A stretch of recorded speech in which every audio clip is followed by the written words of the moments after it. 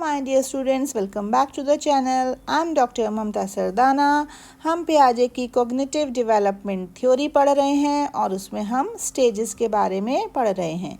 तो मेरे जो पहले वीडियोस हैं उसमें मैं आपको 3 स्टेजेस करवा चुकी हूँ, sensory motor, pre operational and concrete operational. और आज जो हम स्टेज करने जा रहे हैं दैट इज़ फॉर्मल ऑपरेशनल, जो कि 11 साल के बाद स्टार्ट होती है। तो हम इस स्टेज को ध्यान से समझेंगे। देखिए, ये 11 साल एंड अबव की स्टेज पियाजे ने बताई है। जैसे मैंने आपको पहले बताया है कि हमें इसके नाम पे बहुत ज़्यादा ध्यान देना है। ये है फॉर्मल ऑपरेशनल स्टेज, यानी कि औपचारिक संक्रियात्मक अवस्था।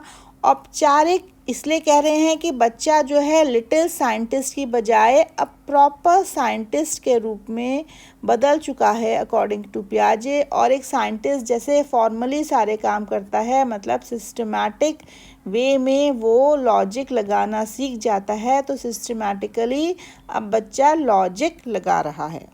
तो इसका हम पहला पॉइंट देखते हैं। पहला पॉइंट मैंने लिखा हुआ है, बच्चे की abstract thinking and reasoning develop होने लग जाती है। एब्स्ट्रैक्ट को हम जानते हैं, हम क्या कहते हैं, अमूर्त चिंतन। अब अमूर्त चिंतन क्या हो रहा है? अमूर्त चिंतन का अर्थ है कि जो बच्चे को जो भी समझाया जा रहा है वो उसके सामने, उसकी आंखों के सामने अवेलेबल नहीं है और सब कुछ वो मेंटल टास्क के थ्रू कर रहा है।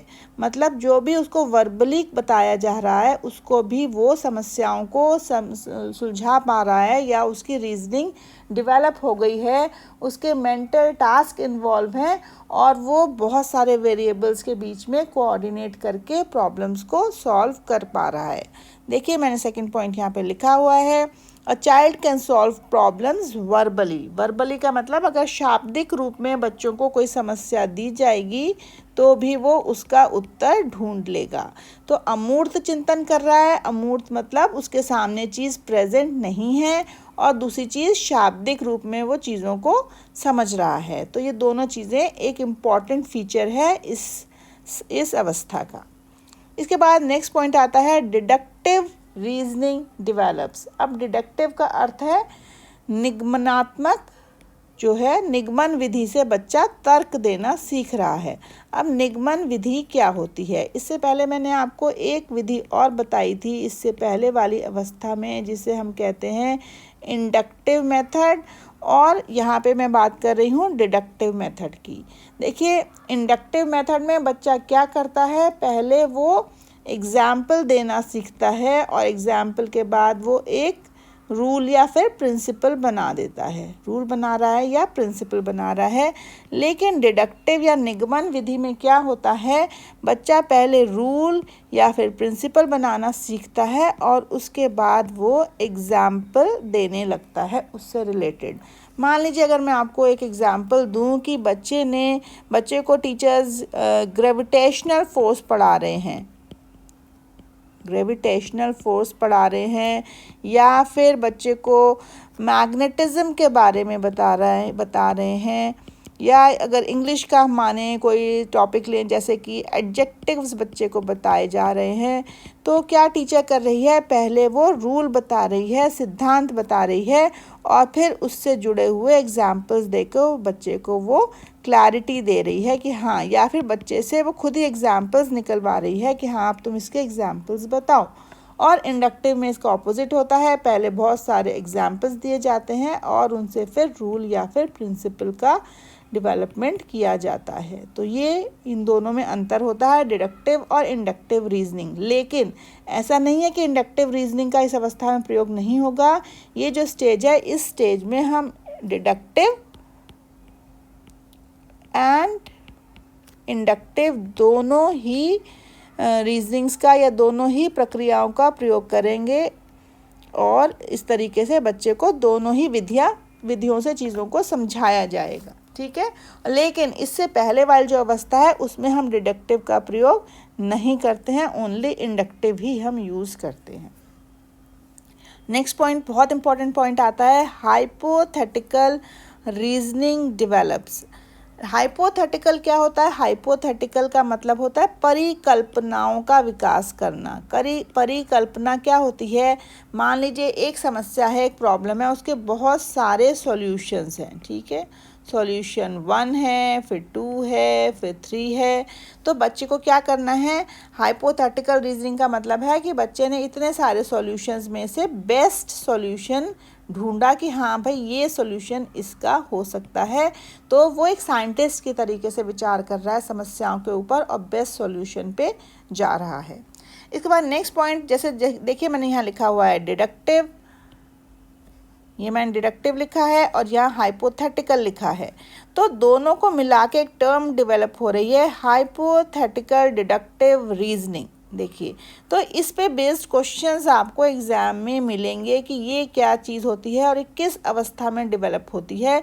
तो ये जो क्वेश्चन अगर इस पे आएगा तो आप इसका आंसर बताएंगे कि ये फॉर्मल ऑपरेशनल स्टेज में हाइपोथेटिकल रीजनिंग बच्चे की, हाइपोथेटिकल डिडक्टिव रीजनिंग बच्चे की डेवलप होने लग जाती है। जब हम दोनों चीज़ों को इकट्ठे यूज़ करते हैं, मतलब परिकल्पनाओं का भी निर्माण हो रहा है और निगमन विधि से सॉल्यूशन ढूंढा जा रहा है, तब बच्चा एक हाइपोथेटिकल डिडक्टिव रीजनिंग का प्रयोग कर रहा है। और इस अवस्था में ये जो स्टेज 4 की जो हमारी अवस्था है, इसमें ये चीज़ें बच्चे में डेवलप हो जाती हैं और वो हाइपोथेटिकल डिडक्टिव रीजनिंग कर सकता है। सभी कुछ कैसे कर रहा है? वो मेंटली कर पा रहा है, मेंटली और एब्स्ट्रैक्ट वे में कर पा रहा है, मतलब अमूर्त रूप में भी कर पा रहा है और बेस्ट सॉल्यूशन प्रॉब्लम्स का ढूंढ रहा है। ये मैं पॉइंट आपको यहाँ पर बता चुकी हूँ कि children think more like scientist, ये चीज़ क्लियर आपको समझ में आ चुकी होगी। और इसमें एक और इम्पॉर्टेंट पॉइंट आता है, एडोलेसेंट ईगोसेंट्रिज्म। देखिए ये क्या होता है? ये है किशोर अहम केंद्रिता, मतलब किशोर जो है अपने आप को, जो एडोलेसेंट जो बच्चा है इस समय अपने आप को क्या समझ रहा है? सभी चीज़ों के केंद्र में समझ रहा है कि भाई मैं तो अहम हूँ, आई एम वेरी इम्पॉर्टेंट, ठीक है। तो वो अपने आप को इम्पोर्टेंस देता है और अपने आप को इम्पोर्टेंस देने के साथ साथ वो ये भी समझता है कि अदर पीपल जो बाकी लोग हैं वो भी उसको एक इम्पॉर्टेंट व्यक्ति समझ रहे हैं। और वो दूसरों को, जैसे आप देखते हैं कि एडोलेसेंट जो बच्चा होता है वो बहुत शो ऑफ में बिलीव करता है कि मैं अच्छे कपड़े पहनूं, अपने अच्छी तरीके से ड्रेसअप होऊं और सभी लोग मेरी तरफ ध्यान दें। तो जैसे मैंने आपको बताया था, ईगोसेंट्रिज्म पिछली वाली अवस्था में थोड़ा कम होने लग जाता है, लेकिन इस अवस्था में ये फिर से ईगोसेंट्रिज्म बढ़ जाता है और इसे हम एडोलेसेंट ईगोसेंट्रिज्म या फिर क्या कहते हैं, हम किशोर अहम केंद्रिता कहते हैं। तो ये भी एक इस अवस्था का एक इम्पॉर्टेंट पॉइंट है। तो अगर एडोलेसेंट ईगोसेंट्रिज्म की बात आएगी तो आप स्टेज 4 का नाम लेंगे इसमें, ठीक है। इसमें आप समझते ही होंगे इस अवस्था में किशोर बच्चों को कैसे अपने आप को शो ऑफ करना पसंद आता है। ओके, तो अगर मैं स्टेज की बात करूं कि ये टीचर्स के लिए कैसे इम्पॉर्टेंट है, तो जैसे कि बच्चे की एब्स्ट्रैक्ट थिंकिंग भी है और वो डिडक्टिव रीजनिंग भी उसकी डेवलप हो रही है। तो अगर हम बच्चे को सेल्फ या इंडिपेंडेंट टीचर बनाना चाहती है तो उसे कुछ उसको ऐसे क्वेश्चंस दिए जाएं या उसे टॉपिक पढ़ने को दिया जाए, वो क्वेश्चंस प्रिपेयर करे, जैसे कि बच्चे को कुछ लेटर राइटिंग दी जाए या फिर बच्चे को कुछ पैरा राइटिंग दी जाए। तो इन सभी चीज़ों को लिखने से या करने से बच्चे में कॉन्फिडेंस डेवलप होगा, वो अपनी जो डिडक्टिव रीजनिंग या हाइपोथेटिकल रीजनिंग है इसका बेटर प्रयोग कर पाएगा। तो इन सभी चीज़ों के लिए टीचर्स बच्चे को इंडिपेंडेंट छोड़कर खुद ही उसकी वो अपनी जो समझ है बच्चे की वो बेटर डेवलप हो सकती है, उसकी जो नॉलेज है बेटर डेवलप हो सकती है, ठीक है। तो ये हमारे लिए बहुत इम्पॉर्टेंट है, ये वाली अवस्था, बच्चा काफ़ी कुछ खुद से सीखने लग जाता है।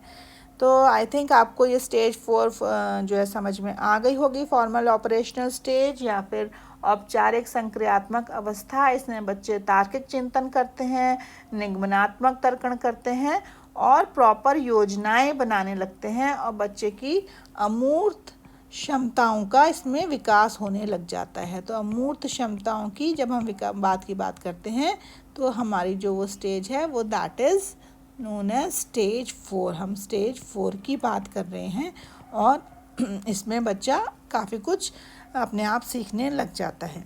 तो आई होप आपको ये समझ में आ गई होगी।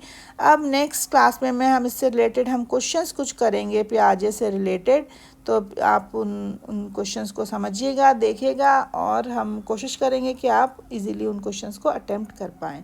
So thank you so much and please do subscribe my channel और इसे शेयर करिए, लाइक करिए। तो धन्यवाद आप सभी का। Thank you so much. Bye bye.